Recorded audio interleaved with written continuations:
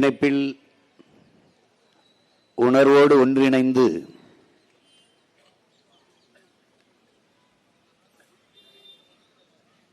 அரவணைத்து இந்த ஆர்ப்பாட்டத்தை இயக்கிக் கொண்டிருக்கிற என் உயிர் ரத்தம் தமிழக வாழ்வுரிமை கட்சியினுடைய நிறுவன தலைவர் வேல்முருகன் அவர்களே, என் உயிரினும் இனிய உடன் பிறந்தார் கொங்கு இளைஞர் பேரவையினுடைய நிறுவன தலைவர் தனியரசு அவர்களே, தென்னிந்திய ஃபார்வர்ட் பிளாக் கட்சியினுடைய தலைவர் என் அன்பு இளவல் திருமாரன்ஜி அவர்களே,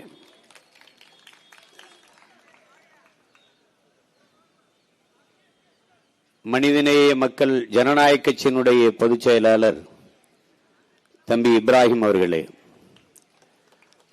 தமிழர் தன்னுரிமை கட்சியினுடைய தலைவர் அன்பிற்கினி அண்ணன் வியனரசு அவர்களே,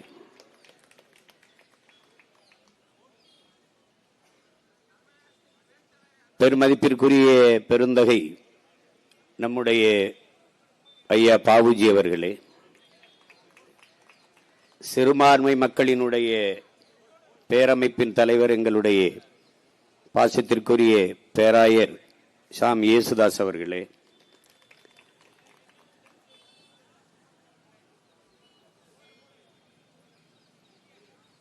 மேடையிலே வீற்றிருக்கிற மதிப்புமிக்க பெருமக்களே,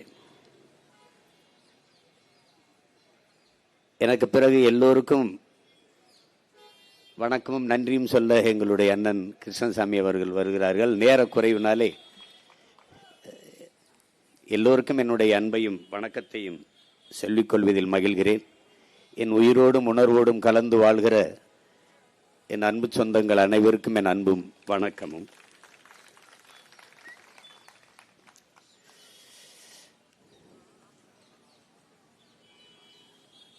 புனுரி நீர் குளவிக்கு இனித்த முளைபோல் சுரக்கும் காவிரி என்று புறநானூறு பாடுகிறது.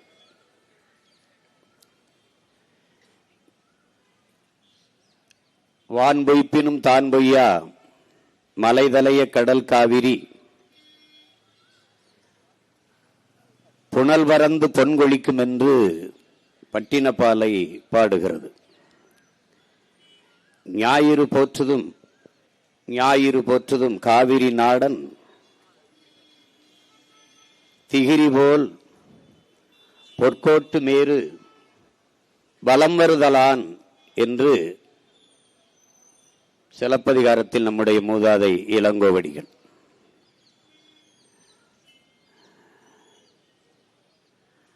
காவிரி நாடன் என்று அழைக்கப்படுகிற சோழன் தன்னுடைய நாட்டை எப்படி பாதுகாப்பானோ அப்படி சூரியன் தன் பொன்னிற சிகரங்களால் இமயமலையை சுற்றி வலப்பக்கமாக சுற்றி வந்து ஒளியை உலகிற்கு பீச்சி பாதுகாக்கிறான் என்று பாடுகிறார். மருங்கு வண்டு சிறந்து ஆர்ப்ப மணிப்பு ஆடை அதுபோர்த்து கருங்கையில் கண் விழித்து ஒழுகி நடந்தாய் வாழி காவேரி என்று அதே நமது மூதாதை இளங்கோடிகள் காவிரியை வரவேற்கிறார். காவிரி தென்பண்ணை வாளாறு தமிழ் கண்டதொரு வைகை பொருணை நதி என மேவிய பல ஆறு ஓட திருமேனி செழித்த தமிழ்நாடு என்று நம்முடைய பாட்டன் பெரும்பாவளன் பாரதி பாடுகிறார். இப்படி தமிழ் இலக்கியங்களில் எல்லாம் பாடப்பட்ட காவிரி என்பது நம்மை பொறுத்தவரை அது நதி அல்ல, அது ஆறு அல்ல, நம் தாய் என்பதை என் அன்பு தம்பி தங்கைகள் புரிந்து கொள்ள வேண்டும். அதில் வதிவது நீர் அல்ல, தமிழ் பேரினத்தின் குருதி ரத்தம் என்பதை அறிவு சமூகம் அறிந்து கொள்ள வேண்டும். நினைக்கலாம் இங்கே அமர்ந்திருப்பவர்கள் பேசி என்ன ஆகப் போகிறது என்று. இவர்களால் தான் இது ஆகவே போகிறது. அது இன்னைக்கு இல்ல நாளைக்கு. இங்கே நம்முடைய ஐயா பாபுஜி அவர்கள் பேசுவது குறிப்பிட்ட இந்த பிரச்சனையை பெரியவர்கள் எல்லாம் பேசினார்கள். என்னுடைய அண்ணன் பெருந்தலைவர் மக்கள் கட்சியினுடைய தலைவர் அண்ணன் தனபாலன் அவர்கள், புரட்சி தமிழர் பேரவை பறையர் பேரவையினுடைய தலைவர் என் அண்ணன் ஏர்போர்ட் மூர்த்தி அவர்கள் எல்லாம் குறிப்பிட்டார். இந்த சிக்கல் இன்று நேற்றல்ல, 18ஆம் நூற்றாண்டிலிருந்து இது நடக்குது. 1800 இந்த பிரச்சனை இருக்குது. 1924 சென்னை மாகாணமும் மைசூர் அரசும் சேர்ந்து ஒரு ஒப்பந்தத்தை போடுகிறார்கள் 50 ஆண்டுகளுக்கு. சின்னதா சுருக்கமா என்ன நடந்ததுன்னு நீங்க தெரிஞ்சுக்கணும், அதுக்கப்புறம் பிரச்சனையை பேசலாம். அதுல 75 விழுக்காடு நீரை ஒதுக்கி கொடுப்பது என்று முடிவெடுக்கிறார்கள். அப்ப 566 டிஎம்சி அதை கண்ணாடி தமிழகத்திற்கு கொடுக்கணும், தமிழகம் புதுச்சேரிக்கு. இந்த நீர் வளமையை வைத்துக் கொண்டுதான் நம்முடைய தாத்தன் பெருந்தலைவர் காமராஜர் காவிரி டெல்டா வடிகால் அபிவிருத்தி திட்டம் என்பதையும் புள்ளம்பாடி வாய்க்கால் திட்டத்தையும் இன்னும் பல நீர்ப்பாசன திட்டங்களையும் செயல்படுத்துகிறார். அந்த 24 போடப்பட்ட அந்த ஒப்பந்தத்தை புதுப்பிக்காமல் அன்றைய ஆட்சியாளராக இருந்த ஐயா கருணாநிதி அவர்கள் விட்டுவிட்டதால் 1974 அது காலாவதி ஆகிவிட்டது, வலிமை இழந்திருது. பிறகு அவர்கள் அணைகளை கட்ட தொடங்கும் போது பிரச்சனைகள் பெருசாகிறது.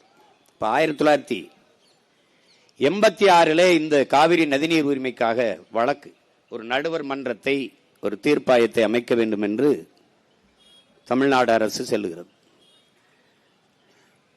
இப்ப 86 சென்றதற்கு அவர்கள் ஒரு தீர்ப்பாயத்தை தொடங்குகிறார்கள்.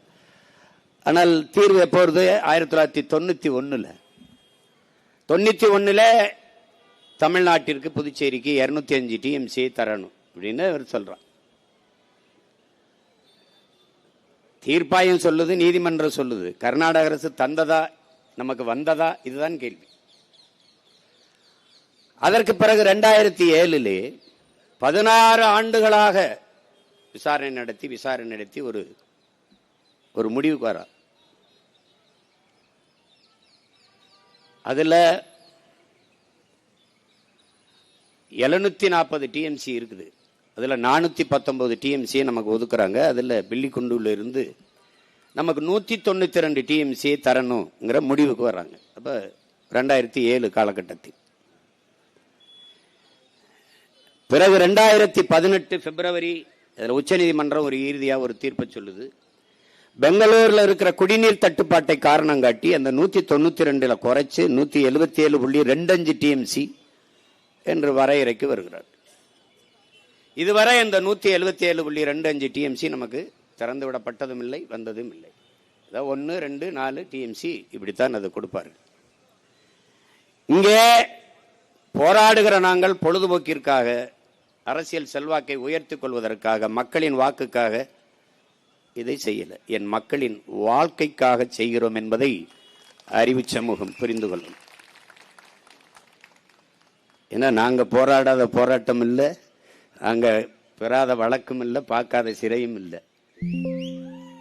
ஆனா எங்களை கோயிலுக்கு நேர்ந்து விட்ட மாடு மாதிரி எங்களை ரோட்ல போட்டு வந்தே போனவங்களெல்லாம் நீங்க கோட்டைக்கு அனுப்பிட்டு மறுபடியும் எங்களை ரோட்ல தான் விட்டுருக்கீங்க. இப்ப நாங்க பேசுறது அங்க இருக்கிறவனுக்கு அது புரியுமானாங்க கூட எங்களுக்கு தெரியல. ஏன்னா அதுதான் அது ஏதோ எங்களுக்கு சொல்வார்ல, வாங்கி வந்த வாரம் அப்படி இருக்கு, ஒன்றும் சரி கிடையாது. இதுல இங்கே அவ்வப்போது அவர்கள் நமக்கு நதிநீரை திறந்து விடுவதெல்லாம் அவர்கள் உச்சநீதிமன்ற தீர்ப்பை எல்லாம் மதிப்பதாக இல்லை கர்நாடக அரசு. அதை தெரிஞ்சுக்கணும். கேரளாவும் மதிக்கிறது இல்லை. நமக்கு அவர்கள் திறந்து விடுவது அதிகமாக மழைப்பொழிவு முறையா குறுவை சாகுபடி நடந்திருக்கும். முறையா நமக்கு பருவத்துக்கு தண்ணி தரப்பட்டிருந்தால் நமக்கு பாதிப்பு ஏற்பட்டிருக்காது. ஆனால் அவர்கள் இப்ப நிகழ்ந்தது என்ன? இங்க என்ன பேசப்படுது? தமிழ்நாட்டின் முதலமைச்சர் மாண்புமிகு விஜய் அவர்கள் கர்நாடக முதல்வர் சிவகுமாரை சென்று 3ஆம் தேதி சந்திக்கிறதா இருக்குது. அப்ப அவர் ஒரே வார்த்தையில நீங்க வர வேண்டாம், இங்க ஒரு பிரச்சனை கலவரம் என்றால் அதுக்கு நான் பொறுப்பேற்க முடியாதுன்றாரு. இவர் போகல, அவ்வளவுதான். அது அந்த நேரத்தில் கேரளாவில் பெருமழை, அங்கே வயநாடு வழியே, அங்கதான் கபினி அணைக்கு தண்ணி வருது, அங்க வயநாடு வழியே பெரும் வெள்ளம், அங்க வந்து கபினி நிறையும் போது அதன் வழியாக அது திறக்கப்பட்டு காவிரி நிறையுது. கர்நாடகாவில் மழை, அங்கே பெரும் மழையினாலே அணையின் கொள்ளளவு கூடும் போது அவனால் அணை அதுக்கு மேல சேமிக்க முடியாதுங்கிறதுனால திறந்து விடுறான். அது யதார்த்தமாக இயல்பாக நடந்துற ஒரு நிகழ்வா இருக்குது.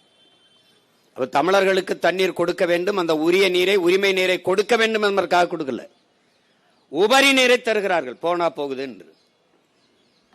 ஆனால் இங்கே இருக்கிற பெருமக்கள், முதல்வர் அவர்கள் கடவுளின் குழந்தை, அதனாலே அங்கே மழை பெய்யுது, இங்கே தண்ணி திறக்க விடப்பட்டதுன்னு. கடவுளின் குழந்தை இருக்கிற ஊர்ல பெய்யாம இது கர்நாடகாவில் பெய்யுது, கேரளாவில் பெய்யுது.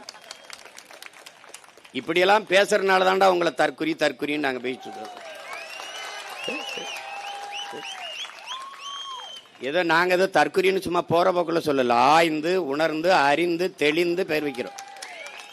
ஒரு மீன்வளத்துறை அமைச்சர் ஸ்ரீநாத் அவர்களிடத்துல தூத்துக்குடியில துறைமுகத்து விரிவாக்கத்தை பத்தி பேசுறாங்களே, விரிவாக்கம் செய்ய போறீங்களா, உங்க கருத்து என்னன்னு. நான் திருச்செந்தூர்ல இருக்கேன், அந்த கேள்வியை தூத்துக்குடியில வந்து கேளுங்கிறப்பல. தூத்துக்குடியில, திருச்செந்தூரே தூத்துக்குடி மாவட்டத்தான் இருக்குது, நீ தமிழ்நாட்டுக்கே மீன்வளத்துறை அமைச்சரா இல்ல தூத்துக்குடிக்கு மட்டும் மீன்வளத்துறை அமைச்சரா? இப்படி பேசுவதாலே தான் நீங்கள் தற்குறி. புரியுதா? புரியுதா?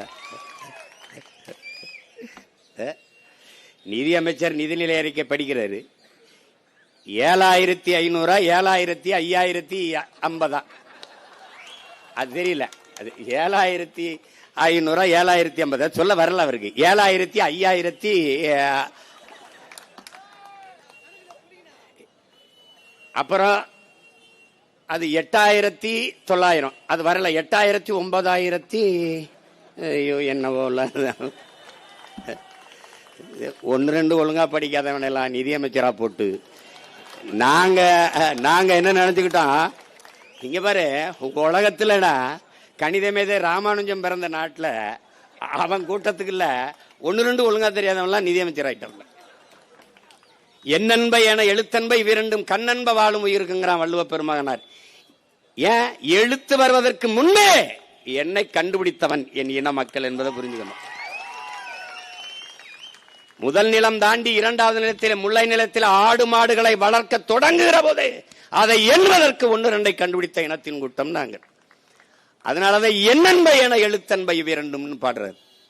அப்படி வந்த கூட்டத்துல ஒன்னும் தெரியல, உலகம் எங்களை பாக்குது. இனிமே எந்த பெருமையும் நீ பேச முடியாது. நான் யாரு தெரியுமா? நான் சேர சோழ பாண்டியன் பரம்பரை. நான் யாரு தெரியுமா? புலித்தேவன் வாரிசு. நான் தீரன் சின்னமலை பேர. டே போடாங்கிட்டு போட கேவலப்படுத்திடுவான். கம்பன் இளங்கோ கட்ட ஐய போப்பா அப்படின்றான். ஒரு பெருமையும் உனக்கு கிடையாது. இப்ப இந்த சூழலில் இங்கே பேசியவர்களெல்லாம் குறிப்பிட்டார்கள், நாங்கள் தேர்தலில் வெல்லாதிருக்கலாம், தேர்தலில் தான் வெற்றி பெறவில்லை, கொண்ட கொள்கையில் நிலைப்பாட்டில் உறுதியாக நிற்கக்கூடிய கூட்டம். இந்த மண்ணுக்கும் மக்களுக்கும் ஒன்றென்றால் உயிரை விட மேலானது என் மக்களின் உரிமை என்பதில் முன்னாடி நிற்கக்கூடிய பிள்ளைகள் நாங்கள். ஏனென்றால் அப்படிப்பட்ட பரம்பரையில் வந்த மக்கள் நாங்கள். அடிமை வாழ்வினும் உரிமை சாவு மேலானது, சரணடைந்து வாழ்வதை விட சண்டையிட்டு சாவது மேலானது, மண்டியிட்டு வாழ்வதை விட மானத்தோடு மாண்டு போவது மேலானது. உயிரை இழக்கலாம், உரிமையை இழக்கலாமா? உயிர் உன்னதமானதுதான், நான் அறிவேன். ஆனால் அந்த உயிரினும் மேலானது எமது உரிமை, எமது இனத்தின் விடுதலை என்ற முழக்கத்தை முன்வைத்தவன் எங்கள் உயிர் தலைவன் மேதகுவே பிரபாகரன் அவர்கள். உயிரை இழப்பது தனிப்பட்ட உனக்கான எனக்கான இழப்பு, ஆனால் உரிமையை இழப்பது ஒட்டுமொத்த தமிழ் தேசிய இனத்திற்கான இழப்பு என்பதை என்னிலும் இளைய என் தம்பி தங்கைகள் நினைவில் கொள்ள வேண்டும். அதை விட்டுவிடக்கூடாது என்பதற்காகத்தான் இந்த போராட்டம். ஒரு காலத்தில் இந்த சிக்கல் வரும்போது நம் முன்னவர்கள் வேடிக்கை பார்த்துக் கொண்டு நின்றார்கள் என்று வருங்கால தலைமுறை காரி துப்பக்கூடாது என்பதற்காகத்தான் இந்த போராட்டம். இல்லை, அதிகாரத்தில் இருந்தவர்கள் தான் அமைதியாக கடந்து போனார்கள். அதிகாரமற்ற நம்ம இதர மக்கள், நம் உடன் பிறந்தார்கள், நமது முன்னவர்கள் போராடி அந்த உரிமைக்காக போராடி நின்றார்கள் என்ற வரலாற்று பதிவு வர வேண்டும் என்பதற்காகத்தான் இந்த ஆர்ப்பாட்டம். இங்கே என்னுடைய தம்பி தங்கில் தெரிஞ்சுக்கணும், காவிரி நதிநீர் சிக்கல் இவர்கள் இருக்கிற வரை இந்த ஆட்சியாளர்கள் தீர்க்கப்படாது. திராவிட கட்சிகள் தீர்க்கல. இந்த சிக்கல் எப்படி வருது? ஐயா கலைஞர் அவர், கருணாநிதி அவர்கள் முதலமைச்சராக இருக்கும்போது உச்சநீதிமன்றத்தில் ஒரு வழக்கு தொடுக்கிறார்கள், அதிகப்படியாக நீர் தர வேண்டும் என்று. அப்ப காங்கிரஸ் கர்நாடகாவில் ஆளுகிற உயரத்தில் இருக்கு, இங்கே துணை இணை கட்சியா இருக்கு. அப்ப கர்நாடக மாநிலத்தில் இருக்கிற ஆளுகிற உயரத்தை இழந்து விடக்கூடாது என்பதற்காக அந்த வழக்கை திரும்ப பெறுங்கள் என்று இந்திரா காந்தி அம்மையார் நெருக்கடி கொடுத்து அந்த வழக்கை திரும்ப பெற வைக்கிறார்கள். அதிலிருந்து நமக்கு பிரச்சனையே ஆரம்பிக்குது. முதலாக காவிரி நதிநீரே துரோகம் செய்த கட்சி நமக்கு காங்கிரஸ். அது இன்று வரை தொடர்கிறது. ஏன் இதை உங்களுக்கு சொல்றேன்? மான தமிழச்சி மார்ல பால் குடிச்ச ஒவ்வொரு மகனுக்கும் இந்த நினைவில் இருக்கணும், இது நினைவில் இருக்கணும். இவன் எவ்வளவு தூரம் நம்ம இனத்தின் வரலாற்று பகைவன் என்பதை நீங்க கவனத்தில் வச்சுக்கணும். காவிரி நதிநீர் பறிச்சதவன், இன்று தர மறுப்பவனும் அவன் தான். இதுல பாரதிய ஜனதா காங்கிரஸ் வெவ்வேறு அல்ல, கட்சியின் பேரு வேற வேற, கொடி வேற வேற, கொள்கை ஒன்றுதான். கொள்கை ஒன்றுதான். இந்திய இறையாண்மை, தேசிய ஒருமைப்பாடு எல்லாம் பேசுவான். கர்நாடகா என்று வந்தால் பாரதிய ஜனதா கர்நாடக கட்சி, காங்கிரஸ் கர்நாடக கட்சி, இந்திய கட்சி கிடையாது. வேண்டுமானால் தமிழ்நாட்டின் முதலமைச்சர் மாண்புமிகு விஜய் அவர்களை போய் காங்கிரஸ் கட்சியின் தலைவர் ஐயா மல்லிகார்ஜுன கார்கே அவர்களிடம் பேச சொல்லுங்கள். காவிரி நதிநீர் உரிமை, மேகதாட்டு அணை சிக்கல் பேசினால் அப்போது தெரியும் அவர் இந்தியராக பேசுகிறாரா அல்லது திராவிடராக பேசுகிறாரா அல்லது கன்னடராக பேசுகிறாரா தெரிந்துவிடும். பேசி பாருங்கள். அந்தந்த நிலம் என்று வந்தால் அவன் அந்த மண்ணுக்கு மக்களுக்கும் நிற்பான். கேரளாவில் காங்கிரஸ் அப்படித்தான், கேரளாவில் கம்யூனிஸ்டும் அப்படித்தான். இப்போது கேரளாவை காங்கிரஸ் ஆளுகிறது, நாளை முல்லை பெரியார் என்று வந்தான் அவன் கேரள கட்சியாக மாறி விடுவான். அப்ப எங்க இந்தியா இருக்குது, எங்க இறையாண்மை இருக்குது, எங்க தேச ஒருமைப்பாடு இருக்குது? இல்லை. உன்னை என்ன எப்படி பாக்குறான்? தண்ணியை திறக்கிறான், கழிவு நீரை திறக்கிறான், ஆலை கழிவை தேக்கி வச்சு மொத்தமா திறக்கிறான். அப்ப நம்முடைய நதியை, நம்முடைய நிலத்தை என்ன செய்யறான்? காவாய், கழிவு நீர் ஓடுகிற கால்வாயா கருதுறான். ஒரு 2 ஆள் உயரத்துக்கு நுரையா வரும். ஆலைகளில் அந்த கழிவை தேக்கி வச்சு, சாய கழிவை தேக்கி வச்சு சரியாக தண்ணியை திறக்கிறவோ திறந்து விட்டுருவான். எப்படியோ நாசமா போகட்டும் தமிழ்நாடு. அப்போ அவனுடைய கழிவு நீர் வடிகிற கால்வாய் நீ.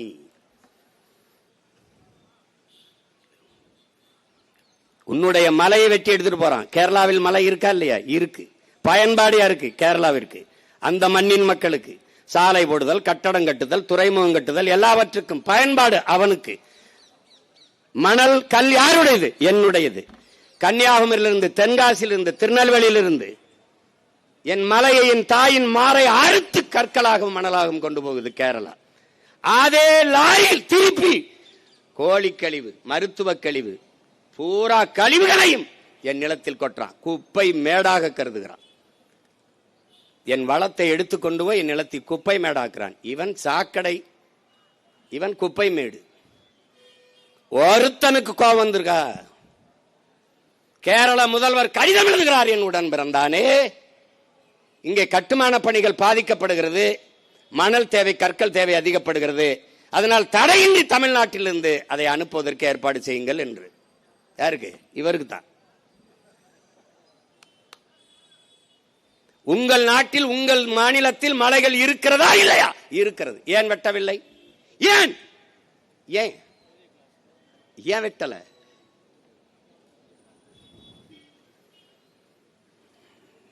இந்த கேள்வி எழாத வரை இந்த இனம் எழாது வாழாது. அதை நீ கவனத்தில் வச்சுக்கிட்டு சிந்திக்கணும். நீ இன்னைக்கு மேகதாத்தில் அணையை கட்டியே தீர்வேன் என்று சொல்கிற சிவகுமார் யாரு? காங்கிரஸ் கட்சி. அப்ப துணை முதல்வர், இப்ப முதல்வர். இதே சீதாராமையாவும் இதே சிவகுமாரும் வெல்வதற்காக, இந்த காங்கிரஸ் கட்சி வெல்வதற்காக அன்றைக்கு தமிழ்நாட்டின் முதலமைச்சராக இருந்த ஐயா ஸ்டாலின் அவர்களும் அண்ணன் திருமாவளவன் அவர்களும் கர்நாடகாவில் சென்று வாக்கு சேகரித்தார்களா இல்லையா? சொல்லு, ஆமாவா இல்ல சொல்லு. சேகரித்தார்கள். நீங்கள் திராவிட முன்னேற்ற கழக கட்சியின் தலைவராக இருந்தால் சிக்கல் இல்லை. தமிழ்நாட்டின் முதல்வராக இருந்து நீங்க எப்படி போய் அவர்கள் வெற்றிக்கு வாக்கு சேகரித்தீர்கள்? ஒரு சொட்டு தண்ணி தர முடியாது என்கிறார்களே, அதற்காகவா? மேகதாதில் அணை கட்டியதும் என்று 9,000 கோடி பிஜேபி ஆட்சியிலும் ஒதுக்கினான், இவன் ஆட்சியிலே ஒதுக்குறான். அப்ப ரெண்டுக்கு என்ன வேறுபாடு இருக்கு? காங்கிரஸ் வந்தாலும் தமிழர்களுக்கு தண்ணி இல்லை, பாரதிய ஜனதா வந்தாலும் தமிழர்களுக்கு தண்ணி இல்லை. கச்சத்தீவா கொடுத்தது கொடுத்ததுதான், திருப்பி எடுக்க என்ற பேச்சுக்கு இடமில்லை. யார்? காங்கிரஸ். பிஜேபி கொடுத்தது கொடுத்ததான், திருப்பி எடுக்க வேண்டும் என்ற பேச்சுக்கு இடமில்லை. பிஜேபி கொள்கை ஒண்ணுதான், கட்சி பேர் வேற, கொடி வேற. இது நல்லா விளங்கணும். நீ இது புதுசா ஒண்ணு இல்ல. நீட்டை கொண்டு வந்த யாரு? காங்கிரஸ். சிஎஸ்டி கொண்டு வந்தவன் யாரு? காங்கிரஸ். என்ஐஏ என்ஆர்சியை கொண்டு வந்தது யாரு? காங்கிரஸ். இது எல்லா நச்சு திட்டத்தையும் கொண்டு வந்தது யார்? காங்கிரஸ். இப்ப பெத்து பேர் வச்சான், அவர் ஊட்டமா போன் விட்டா ஹார்லிக்ஸ் கொடுத்து வளர்க்கறப்பல, இவ்வளவுதான். என்ன மாறுபாடு கண்டுட்ட? இதே நீட்டு தேர்வை எதிர்த்து ஐயா ராகுல் காந்தி போராடுறார். கொண்டு வந்த ஆள் யார்? அவர் தான். கூட இருந்த ஆள் யார்? இவர்கள் தான். இந்த நீட்டுக்கு கையெழுத்து போட்ட பெருந்தகை காந்தி செல்வன் நம்ம ஐயா தான். இந்த நாடகத்தில் இருந்து என்னைக்கு நீ இந்த நாடக கொட்டகையில் இருந்து வெளியேறுகிறாயோ அன்னைக்கு தான் இந்த நாடு மக்களும் முன்னேற முடியும்.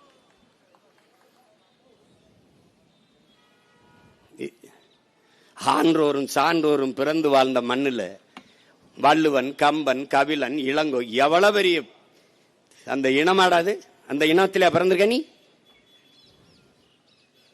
கேவலம். ஒரு தன்மானமிக்க ஒரு தமிழ் மகன் நீ எவனாவது எனக்கு ஒரு சொட்டு தண்ணி நீ தரமாட்டேன்னா, நீ என் மீனவ மக்கள் செத்தா நீ அதை பத்தி கவலைப்பட மாட்ட. என் இன மக்களை இங்க பாரு. இந்த காங்கிரஸ் உலகத்தில் ஒரு மூத்த தேசிய இனம். நம்ம ஒரு மூத்த தேசிய இனத்தின் மக்கள். 26,000 மக்கள் தொகை கொண்டவன் தனிநாடு அடைஞ்சு விடுதலை பெற்று வாழ்றான். 4 லட்சம் மக்கள் தான் வாழ்ந்திருக்கான். 4 லட்சம் மக்கள் தான் சேர்பியால இருந்து கொசவா விடுதலை ஆடுது. 10 ஆண்டுகால போராட்டம் தான். 13 கோடி தேசியத்தின் மக்கள். நமக்கென்று ஒரு தேசம் இருந்து தனித்து பெருத்து சுதந்திரத்தோடு வாழக்கூடாதா? எங்களுக்கு கனவு இருக்க கூடாதா? எல்லாரும் போராடி பெற்றது விடுதலை. நாங்கள் அந்த விடுதலைக்காக போராடினது எப்படி பிரிவினவாதம், தீவிரவாதம் ஆகுது? அது ஏன் அப்படி ஆகுது? ஏன் ஆகுது? ஒரு தேசிய இனத்தின் தேச விடுதலை கனவை போச்சிக்கு நாசமாக்கின வரலாற்று பகைவன் காங்கிரஸ். 3 கையெழுத்தில் நம்ம இனத்தின் எதிர்கால தலையெழுத்தின் நாசமாக்கியவன் காங்கிரஸ். லால் பகதூர் சிரிமாவை கையெழுத்துல பண்டம் அன்னைக்கு மலையக மக்கள் 10 லட்சம் பேரை குடியுரிமை நாடற்றவனா தூக்கி கொண்டாந்து ராவடோரவை இறக்கி விட்டு போனான். அங்க முதல் கையெழுத்து. இந்திரா காந்தி அதே சிரிமாவோ கையெழுத்துல நம்மளுடைய கச்சத்தீவை தாரவார்த்து கொடுத்து நம் மீனவ மக்களின் வாழ் உரிமை மொத்தமா முடிச்சிட்டான். கச்சத்தீவு எனக்குன்னா நீள தூராதிகம், கச்சத்தீவு அவனுக்குன்னா அவனுக்கு தூராதிகம். கதையை முடிச்சிட்டான். கடைசியாக ராஜீவ் ஜெயவர்தனை ஒப்பந்தம்.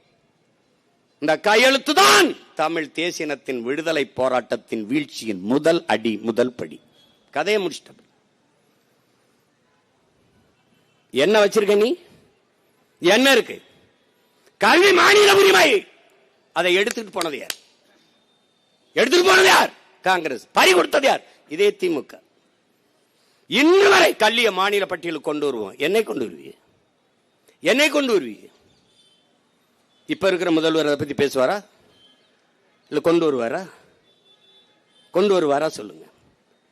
ஒரு சொட்டு மேகதாதில் அணை கட்டியே தீரன் என்று சொல்லுகிற கட்சியை கூட்டணி வைத்து 60 ஆண்டுகளாக இல்லாத அந்த அமைச்சரவையில் 2 அமைச்சருக்கு பங்கு கொடுக்க வேண்டிய அவசியம் என்ன வருது? என்ன வருது அவசியம்? என்ன வருது?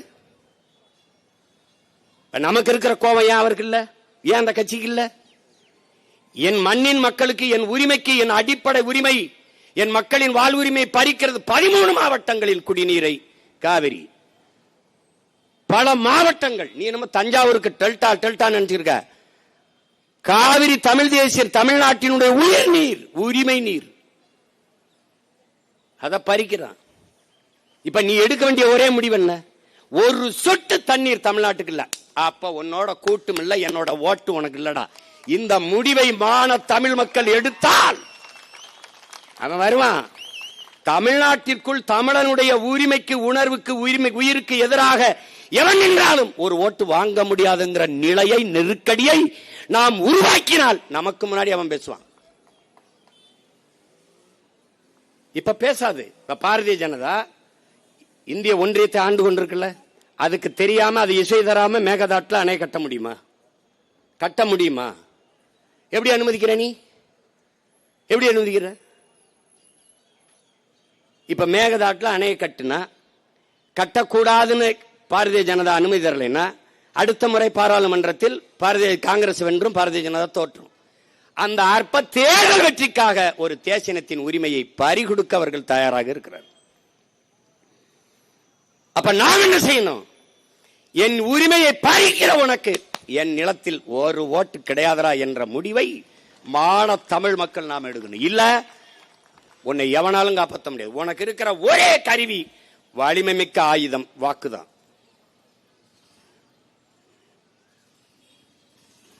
அதை இப்படி போட்டு தெருவு இப்படி போட்டு கத்திக்கிட்டு இருக்க கூடாது. இதெல்லாம் ஒரு கொடுமை. கோட்டு படத்துல பிளாக் டிக்கெட் வித்தவன் ஜனநாயகம் படம் வரும்போது மந்திரி ஆயிட்டான். நாங்கெல்லாம் தயாரிக்கப்பட்டவர்கள், வளர்ந்தவர்கள். 5 வயது 6 வயதில் இருந்தே படிப்பிக்கப்பட்டு போராட்டங்கள் நடக்கிற இடத்துல விரல பிடிச்சி கூட்டி கொண்டு நிறுத்தி அப்படி கொடியை வச்சுக்கிட்டு நின்று போராடி வளர்த்து படிப்பிச்ச பேராசிரியர் ஆசிரியர்லாம் படிப்பிச்சு மார்க்ஸ் இந்தா இருக்கு, லெலின் இந்தா இருக்கு, ஏங்கல்ஸ் இங்க இருக்கு, இங்கர்சால் இங்க இருக்கார், புத்தன் இங்க இருக்கான், பூலே இங்க இருக்கான், அம்பேத்கர், அரிஸ்டாட்டில், எல்லாத்தையும் சாக்ரட்டிஸ் எல்லாத்தையும் படி, இந்தா இருக்கான் பிடல், இந்தா இருக்கான் சேகுவேரா, எல்லாத்தையும் படிச்சு கம்பன், இளங்கோ, கபிலன், வள்ளுவன், அவன் இவன் எல்லாத்தையும் வாய்ச்சு உலக வரலாறு, இலக்கியம், பொருளாதாரம் என்ன, சூழியல் என்ன, உளவாண்மை என்ன, நீர் மேலாண்மை என்ன, எல்லாவற்றையும் கற்பித்து வளர்த்தார்கள் எங்களவர்கள். கண் முன்னே என் இனச்சாவை பார்த்தோம்.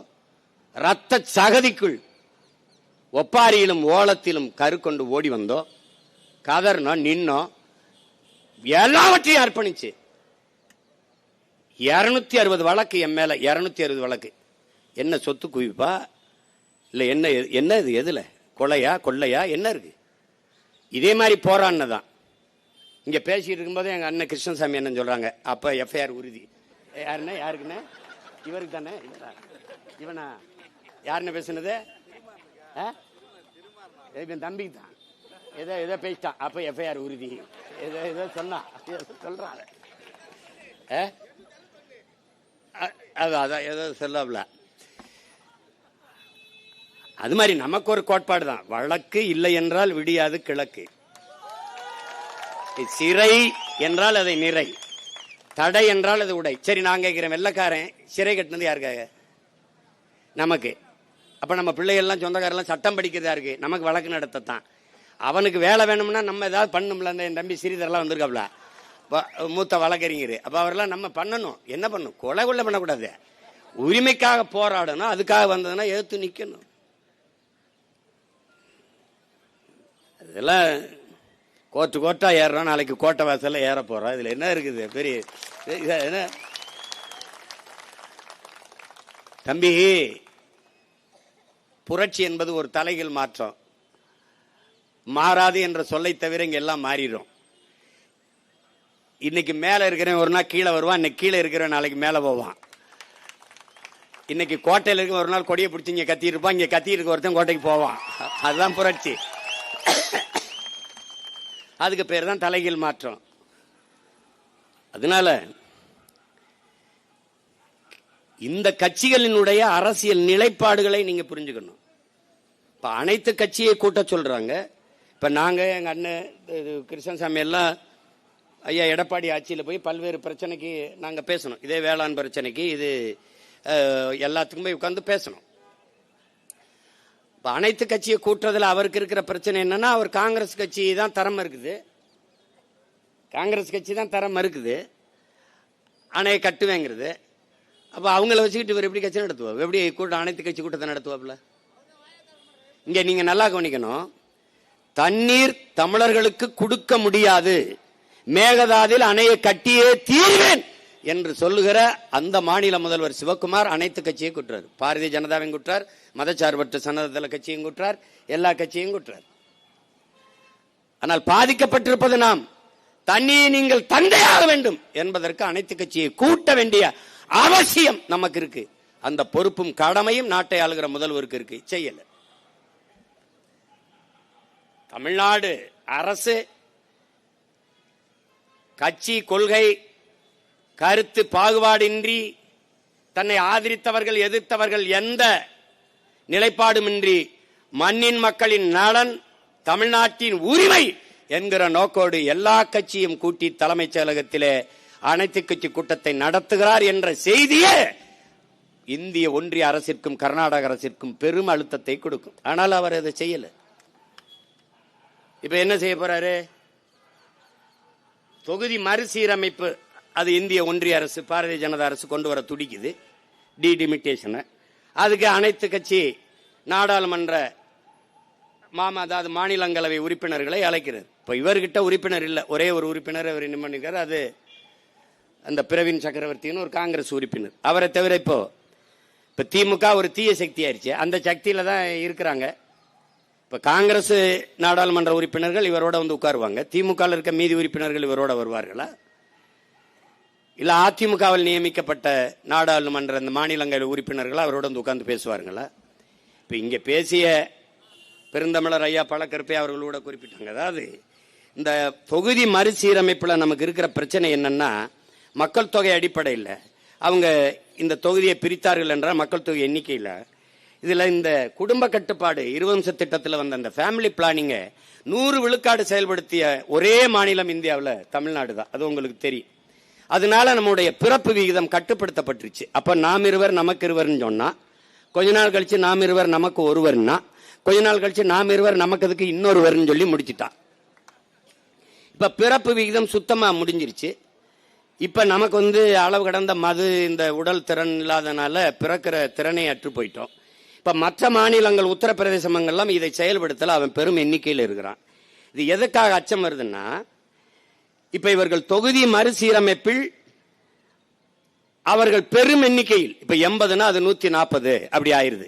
இப்படி இரு மடங்கு பீகார், குஜராத், உத்தரப்பிரதேசம், இப்ப மகாராஷ்டிரா, ராஜஸ்தான், இதெல்லாம் அதிகப்படியாக எண்ணிக்கை நாடாளுமன்ற உறுப்பினர்கள் வந்துட்டால், ஒரு சட்டத்தை, ஒரு மசோதாவை இந்திய நாடாளுமன்றத்தில் நிறைவேற்ற வேண்டும் என்று இந்த கட்சிகளுக்கு தேவை வந்தால், மொத்த அதிகப்படியான நாடாளுமன்ற உறுப்பினர்கள், மாநிலங்களவை உறுப்பினர்களினுடைய ஒப்புதல்,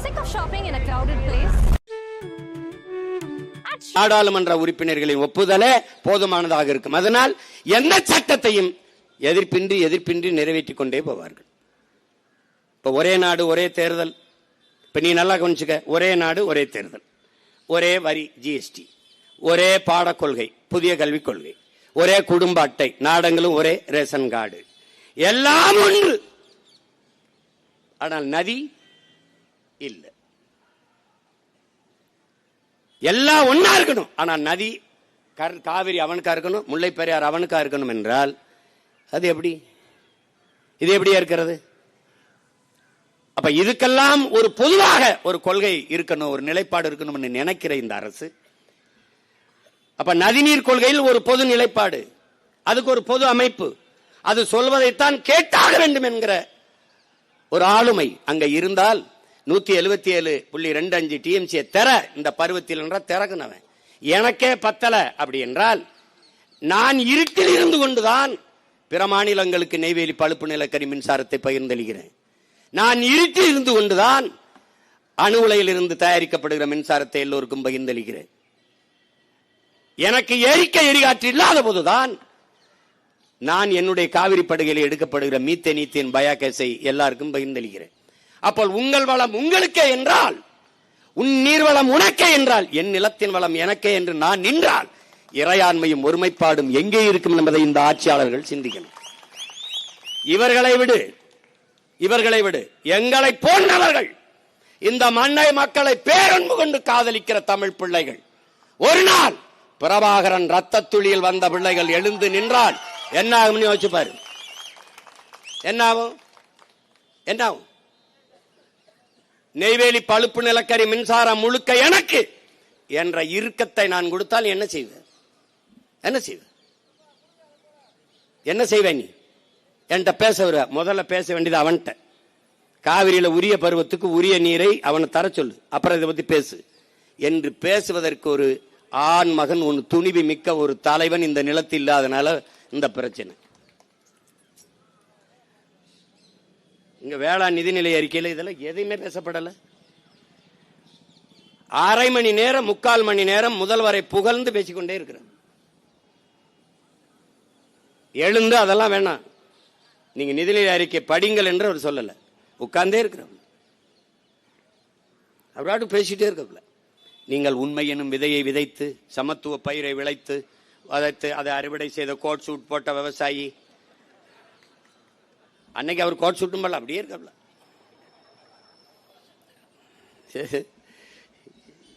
இத கொடுமை என்னன்னு, இந்த நிதிநிலை அறிக்கையை வெங்கடாசலபதி கோயில்ல வேற வச்சு எடுத்துட்டு வந்துட்டாப்ல. இந்த நிதிநிலை அறிக்கை கொடுத்தது வினோத், வேளாண் துறை அமைச்சர் வினோத்தா வெங்கடாசலபதியான்னு நமக்கு இன்னும் குழப்பமா இருக்கு. இவங்க பண்ற அக்கிரமத்துக்கு அவரை வேலை வம்பு கிழித்து விடுறாங்க. அவர் என்ன நினைப்பாரு, அயோக்கிய பேர இந்த நிதிநிலை அறிக்கை படிக்கவாடா என்கிட்ட வந்து வச்சு. பரிதாபமே. அப்போ இப்ப மேகதாட்டுல என்ன சிக்கல் வருதுன்னா, நமக்கு நீங்க பாருங்க ஒவ்வொன்னா குறைஞ்சு 566, அப்ப 205, 192, இப்ப 177.25 இங்க நிக்கிறோம். ஆனா 177.25 நமக்கு திறக்கப்படவே இல்லை, ஒருபோதும் திறக்கப்படல. 4 TMC அதிகபட்சமா போன 6 TMC.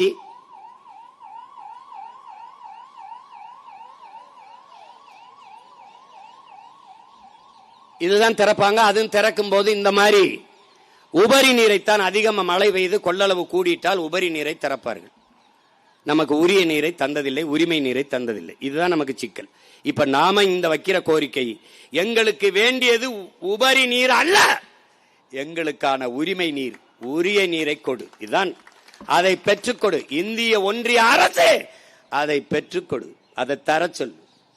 தமிழ்நாட்டை ஆளுகிற தாவேக அரசே இதை பெற்றுக்கொடு, போராடி பெற்றுக்கொடு.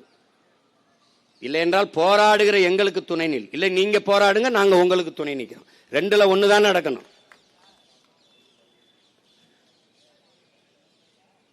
அத மேகதாட்டுல இப்ப நீங்க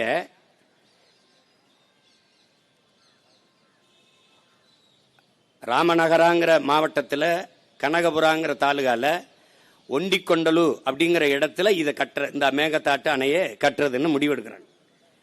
இப்ப இது கர்நாடக, நம்ம கர்நாடக தமிழ்நாட்டுக்குள்ள எல்லையில நமக்கு ரொம்ப கிட்ட இருக்குல்ல, இந்த பில்லிக்கொண்டு அந்த இருக்குல்ல, அந்த பில்லிக்கொண்டு அந்த அந்த அணையில இருந்து தான் நமக்கு தண்ணி இவங்க திறந்து விடுறாங்க. அதுல இருந்து சரியா 15 கிலோமீட்டர் மேல இந்த மேகதாட்டு அணையை கட்ட போறாங்க. இங்க பெங்களூர்ல இருந்து 90 கிலோமீட்டர் இருக்கு. தமிழ்நாட்டில இருந்து சரியா 4 கிலோமீட்டர் தூரத்துல தான் அந்த மேகதாட்டு அணையை கட்ட போறாங்க. ஏற்கனவே ஏகப்பட்ட சிக்கல்கள் இருக்கு. காவிரியில கர்நாடகாவில் இருக்கிற அந்த அணையிலிருந்தே நமக்கு நீரை தரல. இப்ப இருக்கிற இந்த மேகதாட்டு அணையை நிரம்பி நமக்கு தண்ணி வரணும்னா அதுல 67.16 TMC தேக்கிறதுன்னு அந்த முடிவெடுத்து தான் இந்த அணையை அவங்க கட்டுறாங்க. இப்ப நமக்கு அதை கட்டிட்டா சுத்தமாக நமக்கு தண்ணி வருவது நின்றும். எங்களுக்கே இல்லை, எங்க அணையே நிறையல, நாங்க என்ன செய்யறதுன்னு கர்நாடகா கையை விரிக்க ஆரம்பிக்கும். அப்படி வரும்போது நமக்கு சுத்தமாக நம்முடைய காவிரி டெல்டா படுகை மட்டுமல்ல, மொத்த தமிழ்நாடும் அதை நம்பி இருக்கிற இந்த காவிரி கூட்டுக்குடிநீர் திட்டத்தை நம்பி இருக்கிற நாம் தாகத்துக்கு தவிச்சு போய் நிற்போம். ரொம்ப கஷ்டமாயிரும். அப்ப என்ன பண்ணுவோம், நிலத்தடி நீரை தேடுவோம். அப்ப 1000 அடிக்கு கீழே நம்ம ஆழ்குழாயை போட்டு உறிஞ்ச தொடங்கும் போது கடல் நீர் மட்டத்திற்கு குழாய் போகிற போது கடல் நீர் உள்ளே வந்து நிலமெங்கும் உப்பு நீராக மாறும். அந்த உப்பு நீர் வெளியேறுகிற போது நிலம் உப்பளமாக மாறும். ஒன்றத்திற்கும் பயன்படாது. பொன்னு விளைந்த நஞ்ச நிலமெல்லாம் உப்பளங்களாக மாறி நம் நாடு, நம் நிலம் நாசமாகி நாம் வாழ்வாதாரத்தையும் வாழ்விடத்தையும் இழக்க நேரிடுங்கிற பெரும் அச்சம் இருப்பதால் தான் நாம் இதை துடிக்கிறோம். இதற்கு என்னென்ன வழி? ஒருவேளை தரல, இப்ப நமக்கிட்ட அதிகாரம் வந்துருச்சு. ஒரு ஆண்டுக்கு 950 மில்லிமீட்டர் நமக்கு மழை பெய்யுது. அதிக மழைப்பொழிவை பெறுகிற மாநிலங்கள்ல நம்ம அது 4000 டிஎம்சி நமக்கு வருது. 1500 நம்ம பயன்படுத்துறோம். மீதி 500 சும்மா தேவையில்லாம அங்கங்க என்ன சொல்றது வீணடிச்சிடறோம். மீதி 2000 டிஎம்சி தண்ணீரை கடல்ல கலக்க விட்டுரும்.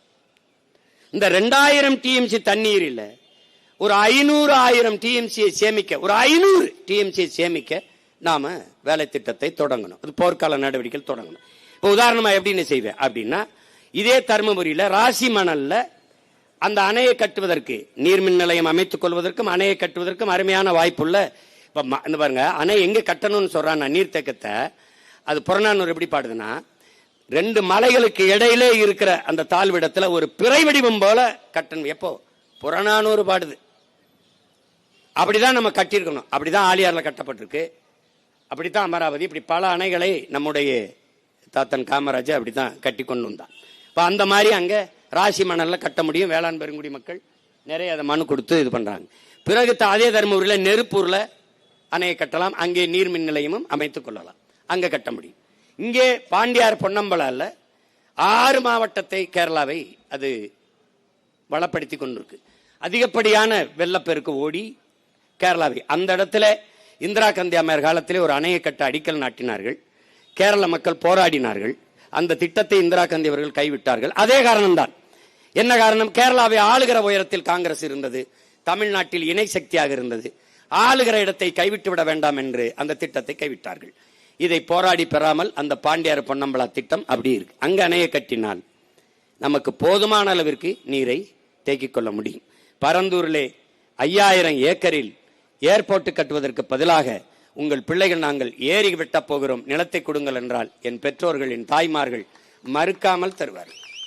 2000 ஏக்கரில் சிப்காடு தொழிற்சாலைக்கு நிலம் கேட்கிற இவர்கள், இல்லையே ஆத்தா 2000 ஏக்கரில் உன் மகன் ஏரியை வெட்டுகிறேன் என்று கேட்டால் என் மக்கள் கொடுப்பார்கள். இதெல்லாம் வந்தால் நமக்கு நீரின் தேவையில் தன்னிறைவு அடைய முடியும். அதற்கான திட்டம், அதற்கான நோக்கம், அதற்கான கனவு, ஒரு தொலைநோக்கு இந்த ஆட்சியாளர்களிடத்தில் இல்லை. காவிரி நதிநீர் சிக்கல் இருக்கிற வரைதான் இங்கே அரசியல் செய்ய முடியும். கச்சத்தீவு மீட்கப்படாத வரைதான் அங்கே அரசியல் செய்ய முடியும். இந்த பிரச்சனைகள் இருந்து கொண்டே இருக்கிற வரைதான் தமிழர் நிலத்திலே அரசியல் செய்ய முடியும். அவனுக்கு அந்த பிரச்சனை இருக்க வரைதான் அங்கே கர்நாடகாவில் அரசியல் செய்ய முடியும். இதனால் பரந்தூரிலே 5000 ஏக்கர் நோக்கம், அதற்கான கனவு, ஒரு தொலைநோக்கு இந்த ஆட்சியாளர்களிடத்தில் இல்லை. காவிரி நதிநீர் சிக்கல் இருக்கிற வரைதான் இங்கே அரசியல் செய்ய முடியும். கச்சத்தீவு மீட்கப்படாத வரைதான் அங்கே அரசியல் செய்ய முடியும். இந்த பிரச்சனைகள் இருந்து கொண்டே இருக்கிற வரைதான் தமிழர் நிலத்திலே அரசியல் செய்ய முடியும். அவனுக்கு அந்த பிரச்சனை இருக்க வரைதான் அங்கே கர்நாடகாவில் அரசியல் செய்ய முடியும். இதனால் நம் உயிர் உரிமையில் இழிவான அரசியலை செய்து பதவிக்காக இதை செய்து நம்மளை பாதிக்க வைக்கிறார்கள் என்பதை பைந்தமிழ் செல்வங்கள், என் அன்பு பிள்ளைகள் அறிந்து கொள்ள வேண்டும். இந்த நிலையில் நாம் விழித்துக் கொள்ளவில்லை என்றால் இருக்கிற நிறைய உரிமைகளை இழந்திருக்கும். நம்ம முன்னோர்கள் செய்த வரலாற்று பிழை. குடகு அங்க என்னது, காவிரி உற்பத்தியாகி வருகிற அந்த ஓடி வருகிற குடகுல வாழுகிற மக்கள் 90 விழுக்காடு தமிழர்கள். மாநிலங்கள் எல்லை பிரிக்கிற போது குடகில் வாழ்ந்த மக்கள் தமிழ்நாட்டோடு இருக்கிறோம் என்று போராடினார்கள். 2 மாதத்திற்கு மேலாக தமிழ்நாட்டோடு தான் நாங்கள் இருப்போம் என்று போராடினார்கள். அந்த நேரத்தில் ஆம் தமிழ்நாட்டோடு இணைத்து விடுங்கள் என்றால் இணைத்திருப்பார்கள். அந்த நேரத்தில் இல்லை நீங்க அங்கே போங்க என்று சொன்ன நம்ம முன்னோர்களின் வரலாற்று தவறு இன்றவன் வாரிசுகள் இப்படி நிற்கிறோம். அதே மாதிரி இடுக்கி மாவட்ட தேவையோடு பீர்மேடு தேவிகளம் உள்ளிட்ட அந்த இடுக்கி மாவட்டத்தை கேரளாவுக்கு தாரை வாத்து கொடுக்காமல் இருந்திருந்தால் முல்லை பேரியாற்றணை தமிழன் இருந்திருக்கும், காவிரி நம்மகிட்ட இருந்திருக்கும். இன்னைக்கு ஒரு வயல்கிட்ட இல்லாம உலகத்தில் வளம் கொளிக்கிற செல்வ செழிப்பான நாடாக தமிழர் நாடு இருந்திருக்கும். நம்ம முன்னோர்கள் செய்த வரலாற்று பிழை. இப்ப அதையே பேசிக்கொண்டிருக்க முடியாது. இருப்பதையாவது காத்து இன்னொரு தலைமுறைக்கு பாதுகாப்பாக கொடுத்து விட்டு போக வேண்டும் என்பதற்காகத்தான் இங்கே எல்லோரும் கூடியிருக்கோம். என்னுடைய ரத்தம் சொன்னது போல நான் பெரியவன் நீ பெரியவன் அல்ல, தலைவர் சொன்னதுதான் நம் உயிர் தலைவன் மேதகு பெரியவன். நீ பெரியவன் நான் என் பெரியவன் என்பது கைவிடு. நம் எல்லோரினும் பெரிது நம் நாடும் நம் மக்களும் நம் இனமும் அதன் எதிர்கால பாதுகாப்பான நல்வாழ்வும். அதுதான் முக்கியம். இங்க யாரு முன்னால் நிக்கிறதுங்கிறது இல்ல, எல்லாரும் ஒன்னா நிப்போம், எல்லாரும் ஒன்னா நிப்போம். நம் மக்களுக்காக, நம் மக்களுக்கு முன்னால் நிப்போம். அதுதான் முக்கியம். இங்க நமக்கு நம்முடைய வெற்றி கட்சியின் வெற்றிகளாக இருக்கக்கூடாது, தமிழ் பேரினத்தின் வெற்றியாக இருக்கணும். இங்க பேசிய நம்ம அண்ணன்லாம் சொன்னாங்க. இப்போ நீங்க ஒவ்வொரு உரிமையாக இன்னைக்கு மேகமலை, இன்னைக்கு தாமிரபரணி ஆறுல போய் நம்மள 19 பேர் அடிச்சுக்கொண்டா கூட கேட்டேன். மாஞ்சோலைக்கு அவங்களுக்குலாம் அரசு வேலை கொடுத்திடலான்னு 840 பேரை 850 பேரை இன்னொரு நாட்டு ராணுவம் சுட்டு கொண்டிருக்கா. அவனுக்கு அரசு வேலை கொடுத்துருக்கா? சொல்லு, கொடுத்துருக்கா? அம்மையார் ஜெயலலிதா போய் மகாமங்கலத்தில் விழிக்கும்போது 48 பேர் சத்தா. அவனுக்கு அரசு வேலை கொடுத்தீங்களா? இங்கே இந்திய ராணுவம் விண்வெளியில சாகசம் நடந்துச்சு, கடற்கரையில் 15 பேர் நசுங்கி செத்தான். அவனுக்கு அரசு வேலை கொடுத்தியா? நாட்டின் பாதுகாப்புக்கு போய் ராணுவத்தில் செத்து விழுறான்ல, அவன் குடும்பத்துக்கு அரசு வேலை கொடுக்கல. நீ வாச்சாத்தியில இதே ஐயா செங்கோட்டையன் அமைச்சராக இருக்கும்போது எத்தனை குடும்பங்களை, பழங்குடி மக்களை வன்புணர்வு செய்து கொலை செய்து தூக்கி போட்டீங்க. அவங்களுக்கு ஏதாவது நீங்க அரசு வேலை கொடுத்தீங்களா? உங்களை பார்க்க செத்த அரசு வேலைன்னா நீங்க முதலமைச்சராகலைன்னா யார் கொடுப்பா அரசு வேலை? இப்ப நீங்க பாதிக்கப்பட்ட ஏழை விதவை பெண்களுக்கு ஆடு கொடுக்குறோம், மாடு கொடுக்குறோம், செம்மறி ஆடு கொடுக்குறோம். அது மாதிரி அந்த குடும்பங்களுக்கு 10 ஆடு கூட கொடுங்க, 2 மாடு கூட கொடுங்க. நாங்க வேணான்னு சொன்னா கேளுங்க. இதனால மாஞ்சோலை தோட்ட தொழிலாளர்கள் சிக்கலும் சரி, இன்னைக்கு மேகமலையில மலையிலிருந்து குடி வெளியேற்றாத 5000 மக்களுக்குமான சிக்கலும் சரி தீர்க்கப்படும். நீங்க நம்பிக்கையோடு இருங்க. தமிழர்கள் எல்லாம் ஒன்றிணைந்து ஒன்றாக நின்றால் நம் வாழ்வு பொன்னாகும், இல்லையேல் மண்ணாகும். இன்றைக்கு தொடங்கி இருக்கிற இந்த புரட்சிகர அரசியல் பயணம் புதிய ஒரு தமிழகத்தை உருவாக்கும் என்ற நம்பிக்கையோடு ஒரு புரட்சிகர அரசியலை முன்னிறுத்தி எல்லோரும் போராடி நம் உரிமையை மீட்போம், காப்போம். உங்கள் அனைவருக்கும் எனது புரட்சிகரமான வாழ்த்துக்களும் வணக்கமும். நன்றி. நாம் தமிழர்.